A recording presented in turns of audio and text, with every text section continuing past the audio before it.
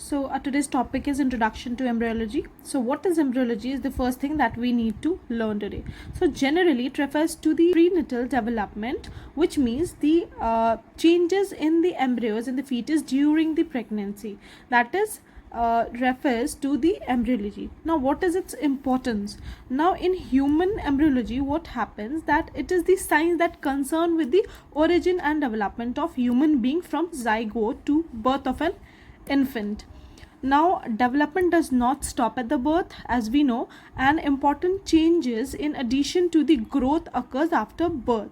Now during these embryonic formation is happening, there may be some body structure changes or any genetical changes, or if any error or problem is happening to the embryo, we can figure it out. It also concerned with the studying various genetic and environmental factors that disturb normal development and produce birth defect.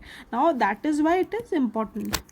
Now there is this development period which is divided into prenatal development and postnatal development. So during the prenatal development, it includes the main development changes occurring before birth.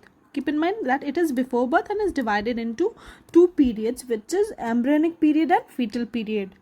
I'll explain this, but first let me explain postnatal development, because postnatal development is including changes occurring after the birth, for example teeth and breast, all these things.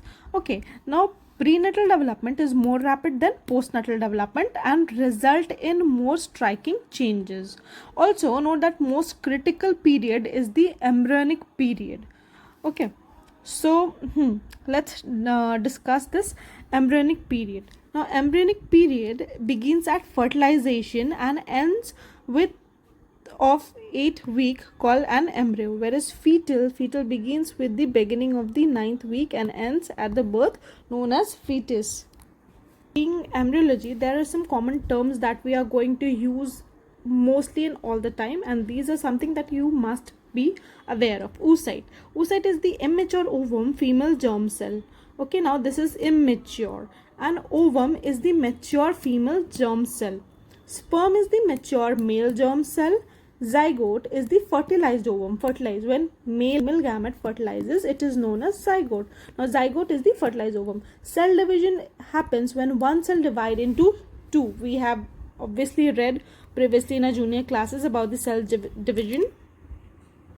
And since we're talking about cell division, we must know what is mitotic and meiotic cells, because this is part of cell division. So what happens in mitotic? The cell produces two cells, each contain 44 autosomes and 2 sex chromosomes.